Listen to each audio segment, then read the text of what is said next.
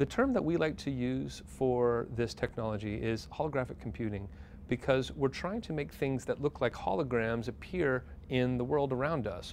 We want things from Mars to appear like they're present in our offices.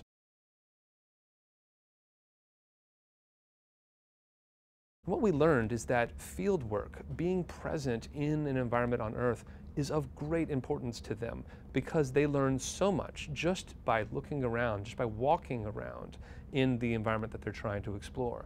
We want to give them some of that same sensation while they're exploring Mars. Not because it's a gimmick and not because it's fun, but because it will help them to reach scientific insight more quickly and more confidently than peering at images on a screen like they do today.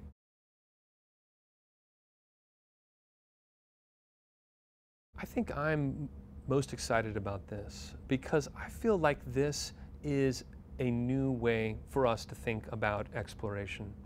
We want to physically go everywhere, and I think that's our destiny, that we will send human explorers throughout our solar system and beyond.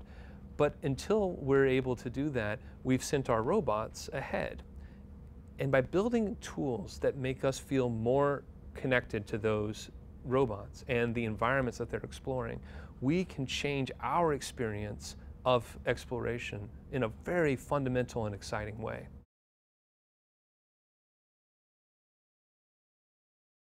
What OnSite allows us to do is actually get up from our desk and walk around and virtually explore the surface of Mars, not through standard two-dimensional flat images, which we are forced to use right now because that's all we've had, but now we actually can literally walk around inside that environment.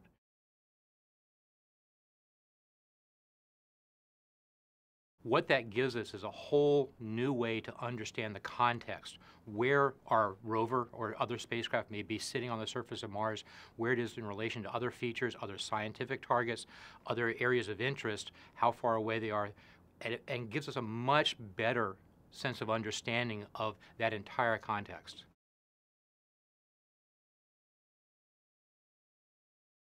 It's like teleportation. When you use it long enough, it's like you're not in the room anymore. You are on Mars.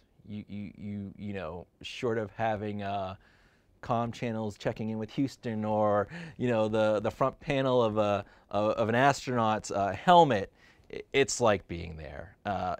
Except with air, which is always nice and warm. So it's just astounding. When you take it off, you're like, whoa, I'm on Earth? Really? No, I was just on Mars. How did that happen? It's just a fantastic experience.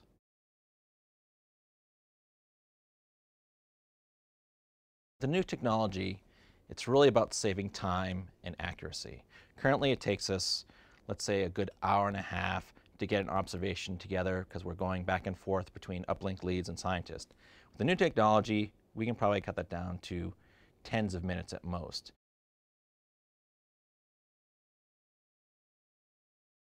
We always talk about being on a mission that we take pictures like you're on Mars. Well, now you literally are immersed in Mars, in that location. You become not only the location of where the rover is and seeing what's on the surface, but you can change your position. So you can change your orientation. And we can't do that with our current software that we use in our operations today. We're basically stuck in this one monoscopic view.